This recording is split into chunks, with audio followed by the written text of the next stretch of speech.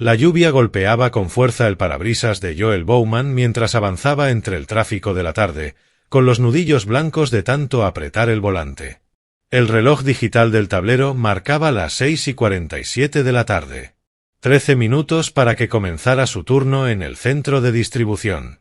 Ya había cumplido una jornada completa en la obra, con los músculos doloridos de cargar materiales bajo el frío, y ahora le esperaban otras 8 horas cargando camiones. La voz de su hija Emma llegó entrecortada por el altavoz del teléfono, pequeña y lejana. «Papá, ¿cuándo vas a volver a casa?» «Esta noche tarde, cariño. La señora Chin te va a acostar, ¿de acuerdo? Te extraño».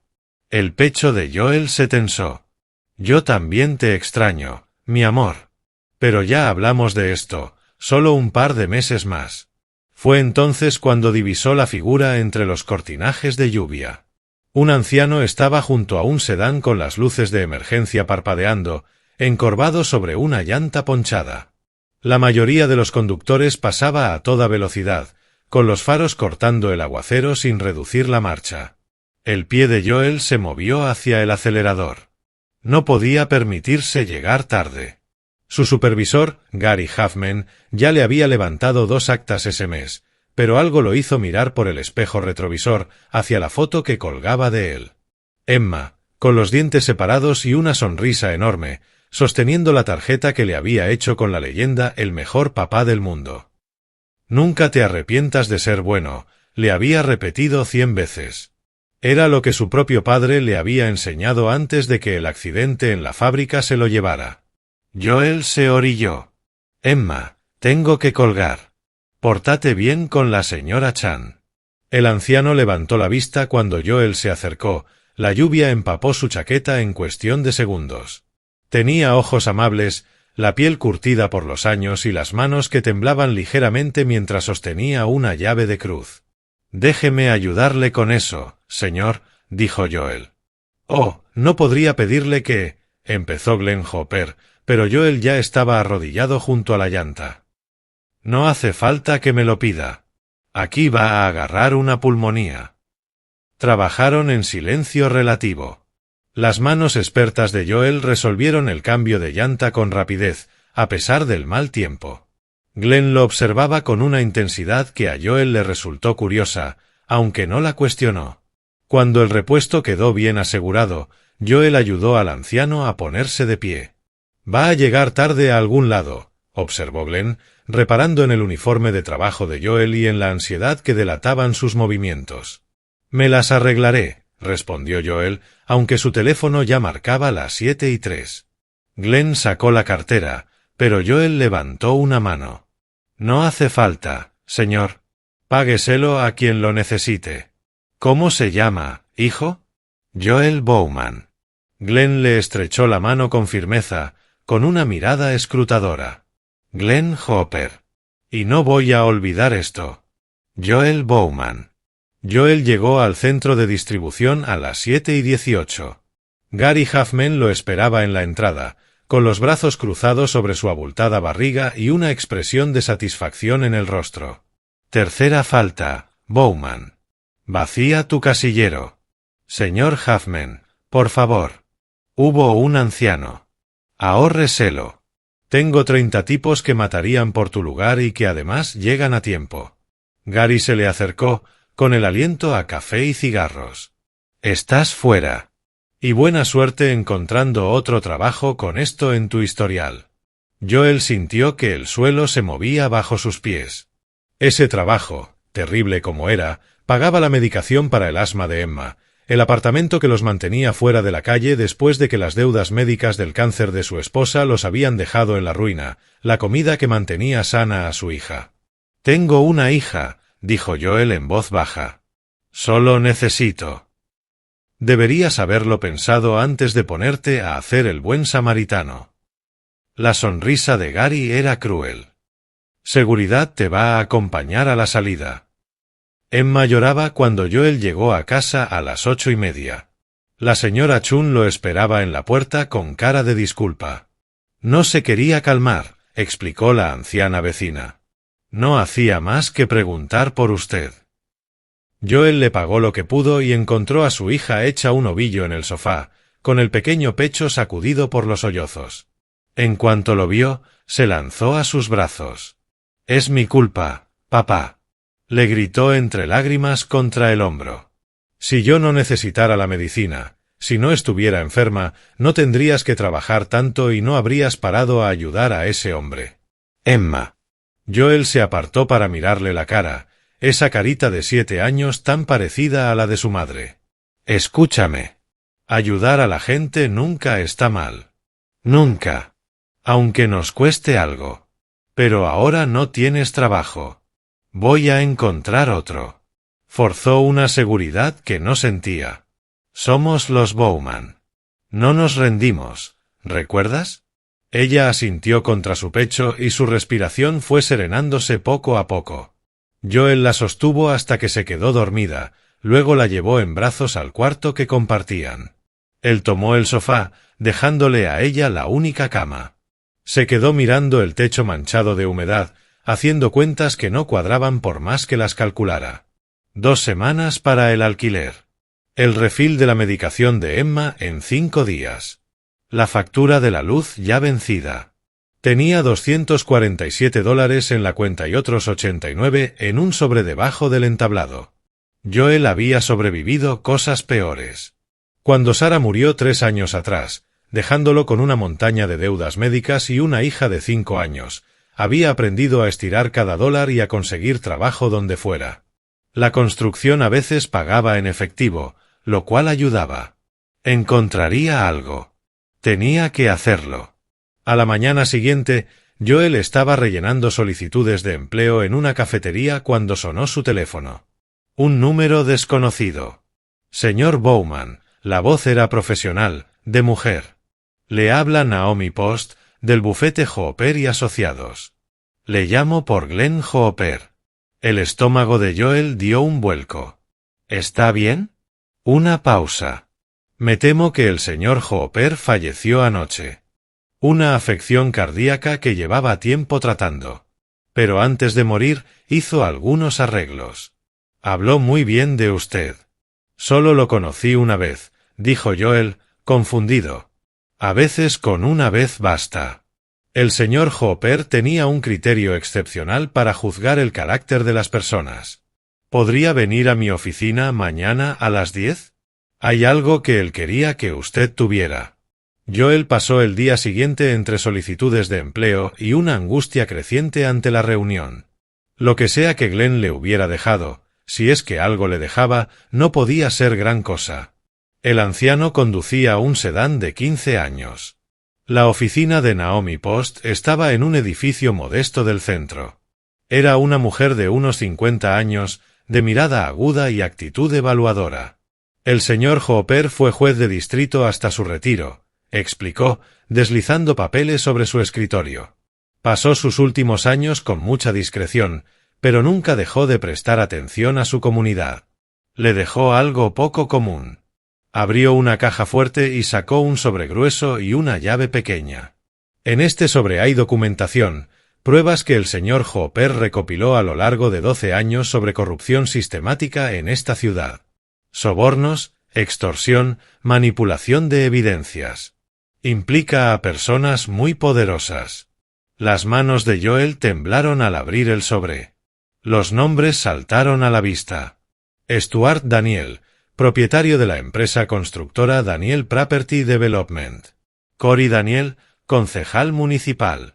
Whitney Orr, fiscal del condado. Sidney Cohen, capitán de policía. Páginas y páginas de registros bancarios, conversaciones grabadas, fotografías. «¿Por qué yo?», susurró Joel.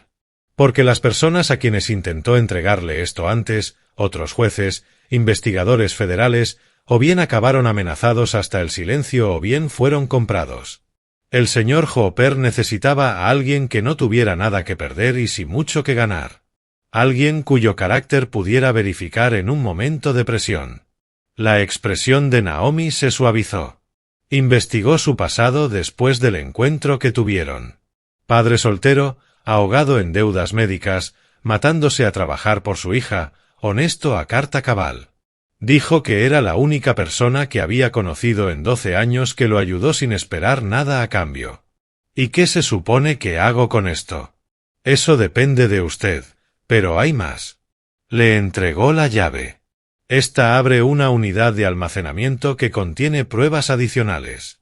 Documentos físicos que el señor Hopper guardaba por separado. Y si decide seguir adelante, si logra llevar a estas personas ante la justicia, el señor Hopper constituyó un fideicomiso. $500,000. Suficiente para saldar sus deudas. Darle un futuro a su hija. Empezar de nuevo. La vista de Joel se nubló. $500,000. Era imposible. Pero también lo era el montón de pruebas que sostenía entre las manos. Esta gente, dijo lentamente, pensando en la cara de Stuart Daniel sonriendo desde los carteles de campaña por toda la ciudad, va a ir a por mí. Casi con toda seguridad, admitió Naomi. Por eso el señor Hopper también dejó instrucciones, contactos y planes de contingencia. Pasó años preparando esto. Pero no voy a mentirle, señor Bowman. Es peligroso. Joel pensó en Emma, en la medicina que se acababa, en el aviso de desalojo que llegaría si no encontraba trabajo pronto. Luego pensó en Sarah, que había pasado sus últimos meses en agonía porque el seguro le había denegado el tratamiento. Se lo habían negado porque alguien en una oficina decidió que el dinero importaba más que su vida. Esa era la gente que había construido un mundo en el que ayudar a cambiar una llanta podía costarte todo. Dígame qué tengo que hacer, dijo Joel. Joel pasó 3 días estudiando las pruebas de Glenn antes de comprender el alcance de lo que enfrentaba. La red de corrupción no era simplemente un puñado de actores maliciosos. Era un ecosistema entero. La empresa de construcción de Stuart Daniel había adquirido tierras de forma sistemática mediante intimidación y fraude, trabajando a menudo con Cory Daniel para que los inmuebles fueran declarados inhabitables o recalificados. Whitney Orr, como fiscal del condado, había archivado investigaciones. Sidney Cohen había arrestado o acosado a cualquiera que se quejara. La unidad de almacenamiento a la que Glenn había hecho referencia estaba en una nave destartalada en las afueras de la ciudad. Joel esperó hasta la medianoche para ir. Emma dormía en casa de la señora Chin bajo el pretexto de una entrevista de trabajo nocturna. Dentro de la unidad 247, Joel encontró 4 archiveros y una pared cubierta con las notas meticulosas de Glenn, un mapa de la conspiración que conectaba a docenas de actores menores con los 4 principales. Pero lo que le heló la sangre fue el último añadido, un expediente con la etiqueta Riverside Gardens. Lo abrió y vio su propio edificio. Según los documentos, Stuart Daniel llevaba 18 meses comprando propiedades en el barrio de Joel, con planes de demolerlas para construir condominios de lujo. Sin embargo, varios edificios, incluido el de Joel, tenían inquilinos con contratos de arrendamiento a largo plazo.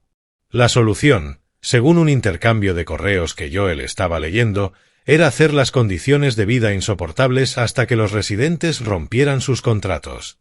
La rotura de cañería del mes pasado que inundó 3 apartamentos. La caldera averiada en diciembre que tardó 2 semanas en arreglarse. Los incendios eléctricos que seguían produciéndose. Nada de eso había sido accidental. Joel lo fotografió todo. Le temblaban las manos de rabia. Esa gente estaba envenenando el hogar de su hija por dinero. El teléfono vibró. Un mensaje de un número desconocido. Sabemos que tienes los archivos de Glenn. Aléjate ahora y conserva la vida que tienes.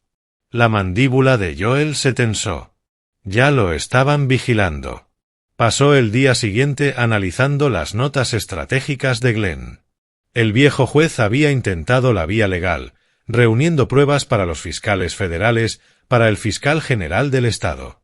Cada vez, las investigaciones se habían estancado o habían desaparecido. La corrupción llegaba demasiado hondo, tenía demasiados cómplices. Pero las últimas notas de Glenn apuntaban a un enfoque diferente. Hacer que ellos mismos se destruyeran. Darles cuerda. Joel empezó a entender. Esa gente había logrado impunidad porque operaba en las sombras, protegida por sus cargos. Pero también eran arrogantes, cómodos en su poder. Glenn había documentado sus patrones. Como Stuart Daniel celebraba sus victorias con fiestas extravagantes. Como Cory Daniel no podía resistirse a presumir ante otros concejales. Como Whitney Orr guardaba trofeos de los casos que había archivado. Eran predecibles, y lo predecible se puede explotar. Joel empezó por el jugador más pequeño que pudo identificar. Frankie Stein, un inspector de obras que había firmado docenas de informes de seguridad fraudulentos para Stuart Daniel. Según las notas de Glenn, Frankie tenía un problema con el juego y una amante que su esposa desconocía. Joel esperó frente a la oficina del inspector y luego lo siguió hasta un bar donde se encontró con una mujer que definitivamente no era la señora Stein. Joel tomó fotos y luego se acercó a la mesa. Frankie Stein, soy Joel Bowman. Creo que deberíamos hablar sobre los informes que presentó para Riverside Gardens. La cara de Frankie se puso blanca. No sé de qué. Joel colocó una foto sobre la mesa, una de las de Glenn en la que se veía a Frankie aceptando un sobre de manos de Stuart Daniel. Tengo 2 años de documentación. También tengo estas fotos de esta noche. Esto es lo que va a pasar. Usted me va a contar todo sobre cómo funciona la operación de Stuart. A cambio, su esposa nunca verá estas fotos. Y cuando esto salga a la luz, me aseguraré de que los fiscales sepan que cooperó. Me van a matar, susurró Frankie. Si no lo hace, lo van a destruir legalmente. Escoja su veneno. A lo largo de 2 horas, Frankie lo contó todo. Los nombres de otros inspectores que estaban en el ajo, el sistema de sobornos, las propiedades que habían sido declaradas inhabitables con base en informes falsos. Joel grabó todo con un dispositivo que Naomi Post le había proporcionado, uno que Glenn había preparado de antemano. ¿Por qué hace esto?, preguntó Frankie al final. Usted no es nadie. Él lo va a aplastar. Joel pensó en Emma preguntando si era su culpa que hubiera perdido el trabajo. Porque alguien tiene que hacerlo. Pero el triunfo de Joel duró poco. A la mañana siguiente, recibió la visita de 2 detectives. No Sidney Cohen en persona, sino agentes que claramente trabajaban para él. Joel Bowman, necesitamos que nos acompañe. Pregunta sobre un robo denunciado en una instalación de almacenamiento. Se habían enterado de la unidad. En la comisaría, Joel fue llevado a una sala de interrogatorios donde finalmente apareció Sidney Cohen. Un hombre corpulento, de ojos fríos y la sonrisa de un político. Señor Bowman, tiene en su poder materiales que fueron denunciados como robados del patrimonio de Glenn Hooper. Me los entregó su abogada. La familia Hooper está impugnando ese testamento. Dicen que el anciano estaba senil. Que probablemente usted lo manipuló durante ese encuentro en la carretera. Sidney se inclinó hacia adelante. Así es como funciona esto. Usted entrega todo, los archivos, las grabaciones, las copias, y esto no ha pasado. Recibe un poco de dinero por las molestias y vuelve a su vida. O lo acusamos de robo, fraude y acoso. Pierde a su hija mientras está en prisión peleando cargos que lo van a dejar en la ruina. Joel sintió un frío que le calaba los huesos. ¿Va a amenazar a una niña? Le estoy ofreciendo una salida. La gente con la que se está metiendo es dueña de esta ciudad. Usted es un tipo que cambia llantas en la cuneta. Sepa cuál es su lugar. Pero Sidney había cometido un error. La sala de interrogatorios tenía cámaras, y los dispositivos de grabación que Glenn había proporcionado eran lo suficientemente sofisticados como para capturar la conversación completa. Más importante aún, la arrogancia de Sidney había revelado algo crucial. Tenían miedo. Si Joel no representara una amenaza real, no se estarían esforzando tanto. Joel fue puesto en libertad después de que Naomi Post llegara con un abogado, alguien que Glenn había preparado de antemano también, un joven letrado llamado Peter Park, especializado en casos de derechos civiles. No vuelva a casa, le advirtió Peter al salir de la comisaría. Saben dónde vive y acaban de demostrar que están dispuestos a jugar sucio. El corazón de Joel se hundió. Ya está atendido. La señora Post la trasladó a ella y a la señora Chun a un lugar seguro hace 1 hora. Glenn lo tenía previsto. Condujeron hasta una casa pequeña en las afueras de la ciudad donde Emma estaba coloreando en la mesa de la cocina, con la señora Chun vigilándola de cerca. La cara de Emma se iluminó al ver a Joel, pero él pudo ver la confusión y el miedo en sus ojos. «Papá, ¿por qué tuvimos que irnos?» Joel se arrodilló a su lado y le acarició el cabello. «¿Recuerdas que te dije que ayudar a la gente nunca está mal? Pues ahora mismo estoy ayudando a mucha gente, y a algunas personas malas no les gusta eso. Pero vamos a estar bien. Te lo prometo». ¿Como superhéroes? Joel logró esbozar una sonrisa. Algo así. Esa noche, después de que Emma se durmió, Joel se sentó con Peter Park a revisar lo que tenían. El testimonio de Frankie Stein era valioso, pero insuficiente. Era demasiado pequeño. Necesitaban algo que atrajera la atención de los medios, algo que hiciera la corrupción imposible de ignorar o de enterrar. Joel pensó en los patrones de Stuart Daniel. Las notas de Glenn indicaban que el constructor siempre celebraba los grandes negocios con una fiesta en su mansión, invitando a toda la red, concejales, fiscales, mandos policiales, inspectores. Una oportunidad de exhibir su poder. ¿Cuándo es su próxima fiesta?, preguntó Joel. Peter revisó las notas del calendario de Glenn. Dentro de 2 semanas. Acaba de asegurar la última propiedad en la adquisición de Riverside Gardens. Tu edificio, de hecho. Tu casero vendió ayer. Los puños de Joel se cerraron. Su hogar. El hogar de Emma. Glenn tiene una lista de contactos, dijo Joel lentamente, incluyendo camareros y personal de catering que han trabajado en esas fiestas, y anotó que Stuart siempre insiste en la misma empresa. Peter lo entendió de inmediato. ¿Quieres colarte? Quiero grabarlo todo. Hacer que hablen, que celebren, que admitan lo que han hecho. Luego lo filtramos a todos lados. Medios, autoridades federales, redes sociales. Que sea demasiado grande para ocultarlo. Es increíblemente peligroso. Lo sé.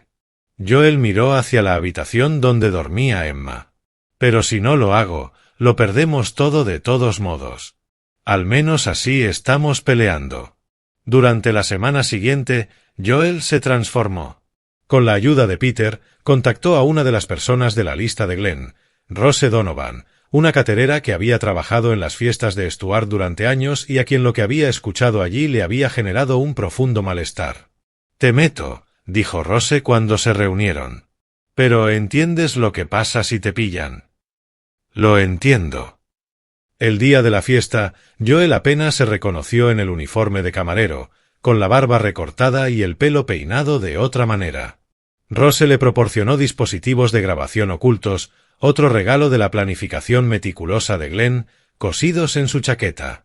La mansión de Stuart Daniel era un despilfarro, una propiedad enorme con vistas al río, construida sobre terrenos que, según las notas de Glenn, habían sido adquiridos mediante fraude. Joel sirvió bebidas y aperitivos junto a Rose y otros 3 camareros, con la cabeza agachada y los oídos bien abiertos. Los invitados eran exactamente quienes Glenn había documentado. Cory Daniel presidiendo una conversación sobre su última victoria en el ayuntamiento. Whitney riendo de un caso que acababa de archivar. Sidney Cohen bebiendo más de la cuenta y alardeando de haber resuelto el asunto Bowman. Pero el momento que Joel esperaba llegó cuando Stuart reunió al grupo principal en su despacho, una reunión de la que Rose le había hablado, donde se trataban los asuntos reales. Joel se ofreció a llevar bebidas frescas. Dentro de la sala revestida de madera, dejó la bandeja y se disponía a salir cuando la voz de Cory lo detuvo. «Asegúrese de que no nos interrumpan», dijo el concejal con desdén. Joel asintió, salió, pero dejó la puerta entreabierta y un dispositivo de grabación en el carrito de bebidas que había colocado dentro. Durante 43 minutos, escuchó a través de su auricular cómo Stuart Daniel y su círculo hablaban de su imperio. Mencionaban nombres, cantidades, propiedades. Se reían de los obstáculos que habían eliminado. Y la sangre de Joel se heló cuando oyó a Cory mencionar a ese juez que se puso a husmear demasiado. ¿Te refieres a Hopper? Dijo Winnie. Causas naturales, oficialmente. Es increíble lo que el estrés puede hacerle a un corazón débil. Lo habían matado. Quizás no directamente, pero sabían de su condición, lo habían presionado deliberadamente, lo habían sometido a estrés con la esperanza de que ocurriera exactamente lo que ocurrió. ¿Y ese idiota de Bowman? Preguntó Stuart. Sidney soltó una carcajada. Resuelto. Ahora mismo tengo gente plantando pruebas en su casa.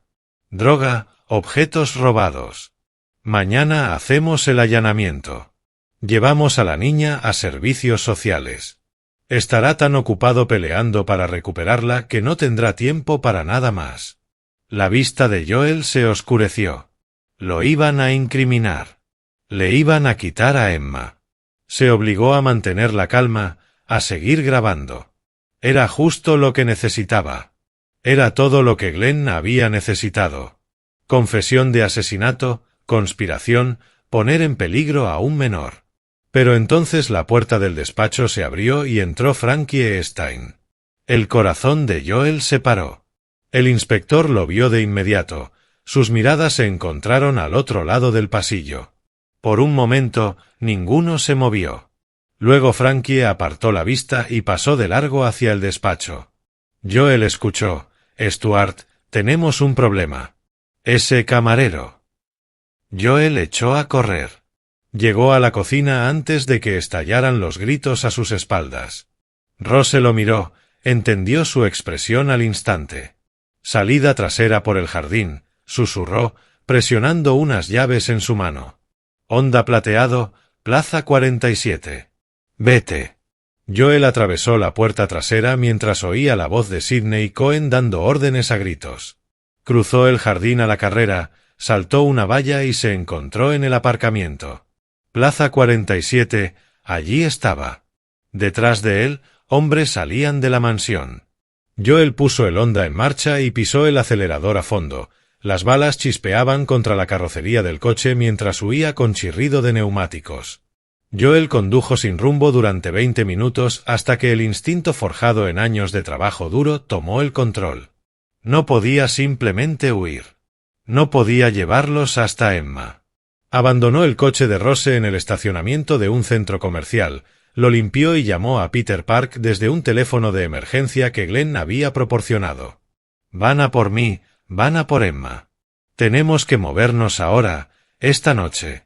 Ya estoy en ello, dijo Peter con la voz tensa. La grabación, lo conseguí todo. Confesión de asesinato, conspiración, planes para incriminarme. Pero Frankie me quemó. ¿Saben quién soy? Entonces lo hacemos todo de golpe. Vete a la casa segura. Ahora mismo estoy subiendo todo a cada medio de comunicación y agencia federal de forma simultánea.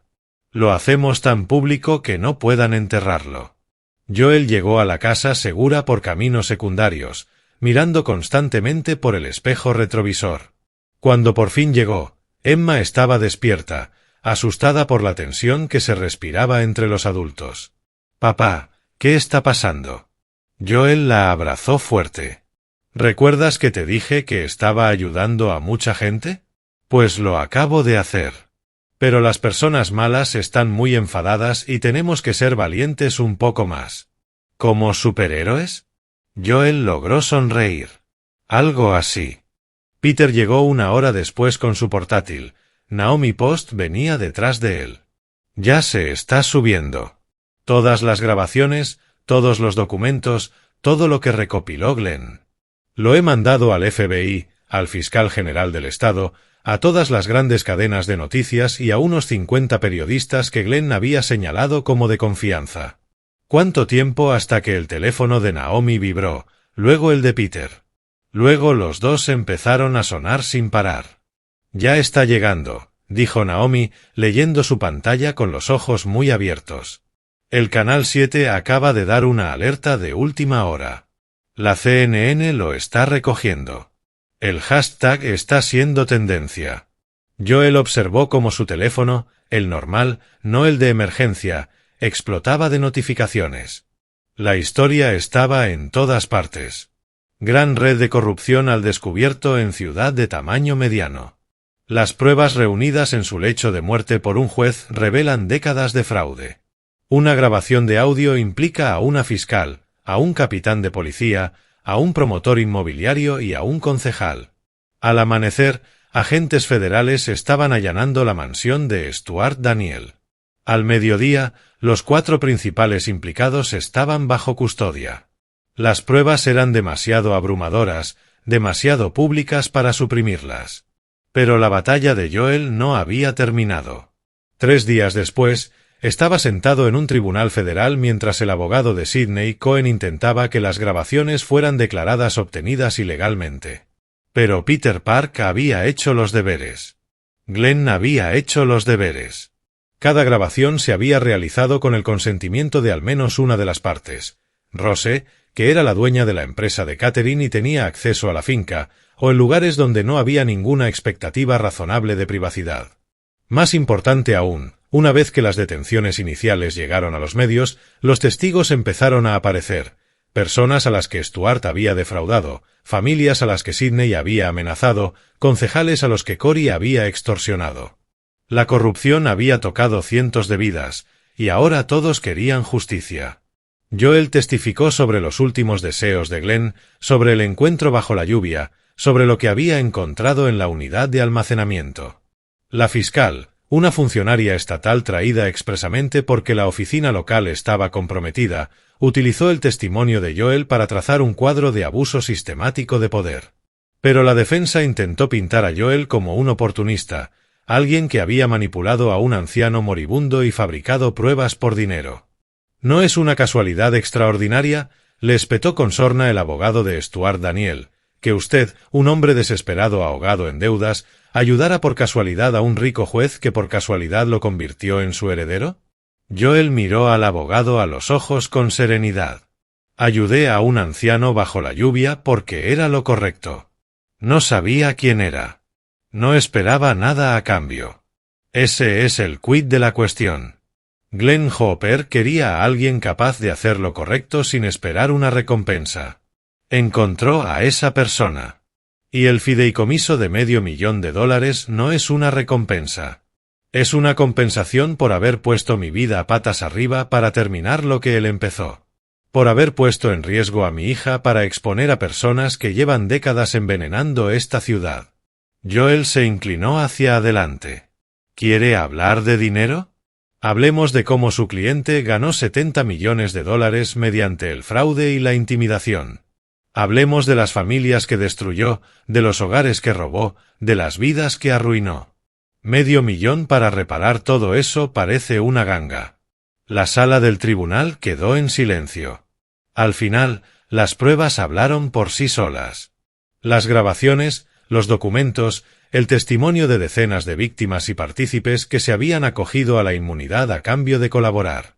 El juicio duró 6 semanas, pero el veredicto nunca estuvo en duda. Stuart Daniel, culpable en 47 cargos, incluidos crimen organizado, fraude, soborno y conspiración para cometer asesinato. 30 años. Corey Daniel, culpable en 32 cargos. 25 años. Whitney Orr, culpable en 28 cargos, incluidos obstrucción a la justicia y manipulación de pruebas. 20 años. Sidney Cohen, culpable en 39 cargos, incluidos conspiración para cometer asesinato, abuso de poder e intimidación. 28 años. Joel los observó desde la tribuna mientras se los llevaban esposados. La cara de Stuart, roja de rabia. La máscara fría de Sidney, resquebrajándose por fin en miedo. Habían sido dioses intocables de su pequeño reino, y ahora eran simplemente unos delincuentes ante la justicia. Pero para Joel, el momento que más importó llegó 2 semanas después del veredicto. El fideicomiso que Glenn había establecido fue liberado. $500,000, menos honorarios legales e impuestos, dejaron a Joel con $412,000. Suficiente para saldar la deuda médica de Sarah. Suficiente para el pago inicial de una casa de verdad con jardín donde Emma pudiera jugar. Suficiente para su fondo universitario. Suficiente para respirar. Joel estaba frente a la tumba de Glenn Hopper con Emma a su lado, sosteniendo un ramo de flores que ella misma había escogido. «¿Era un buen hombre, papá?», preguntó Emma. «Del mejor tipo», dijo Joel. Se pasó la vida entera intentando ayudar a la gente. Y cuando ya no pudo hacerlo solo, encontró a alguien que pudiera. Como tú. Joel se arrodilló junto a su hija. Como nosotros. ¿Sabes por qué me detuve a ayudarlo esa noche? Porque tú me lo enseñaste. Cada vez que compartes tus juguetes, aunque no quieras. Cada vez que ayudas a la señora Chun, aunque estés cansada, me recuerdas lo que importa. Glenn lo vio en ti y en mí. Emma colocó las flores sobre la tumba. Echo de menos a mamá, pero creo que estaría orgullosa de ti. Los ojos de Joel ardieron. Yo también lo creo. Permanecieron en silencio un momento. Luego Emma tiró de su mano. ¿Podemos ir a casa ahora? A nuestra casa de verdad. Su nueva casa era sencilla, pero era de ellos. 3 habitaciones con un pequeño jardín en un barrio donde los niños jugaban en la calle y los vecinos se conocían entre sí. Joel había usado parte del dinero para montar una pequeña empresa de construcción especializada en reformas honestas. La historia de lo que había hecho se había corrido, y no faltaba gente que quisiera contratar al hombre que le había plantado cara a la corrupción. Peter Park se había convertido en un amigo, y pasaba con frecuencia a cenar, trayendo novedades sobre las investigaciones en curso. Las pruebas de Glenn habían abierto casos en otras 3 ciudades, desvelando una red incluso más grande de lo que habían imaginado en un principio. Naomi Post había ayudado a Joel a crear una fundación en nombre de Glenn para apoyar a familias en apuros por deudas médicas. Parecía lo correcto. Una manera de honrar tanto a Glenn como a Sarah. Pero el momento que Joel más atesoraba llegó 3 meses después del veredicto. Él y Emma estaban plantando un huerto en su nuevo patio cuando Emma dejó de cavar de repente. «Papá, ¿crees que algún día vamos a ayudar a alguien como Glenn nos ayudó a nosotros?» Joel miró a su hija, con tierra en la mejilla y los ojos brillantes de esperanza y posibilidades. Pensó en lo cerca que habían estado de perderlo todo, en cómo un solo acto de bondad había cambiado el rumbo entero de sus vidas. «Creo que ya lo hacemos, cariño. Cada día. Eso fue lo que Glenn me enseñó. La bondad no consiste en grandes gestos. Consiste en ver a alguien que necesita ayuda y decidir parar, aunque sea difícil. Aunque te cueste algo. Como cambiar una llanta bajo la lluvia. Exactamente como eso». Emma sonrió y volvió a cavar. Joel la observó. Esta niña hermosa y valiente que había sobrevivido tanto dolor y tanto miedo, y entendió lo que Glenn realmente le había dado. No era el dinero, aunque ese los había salvado. No era ni siquiera la justicia, aunque ésta había sido necesaria. Era el recordatorio de que en un mundo que a menudo parecía diseñado para moler a la gente buena, elegir la bondad era un acto de rebeldía. Que ayudar a alguien sin esperar nada a cambio podía crear ondas que lo cambiaran todo. El teléfono de Joel vibró.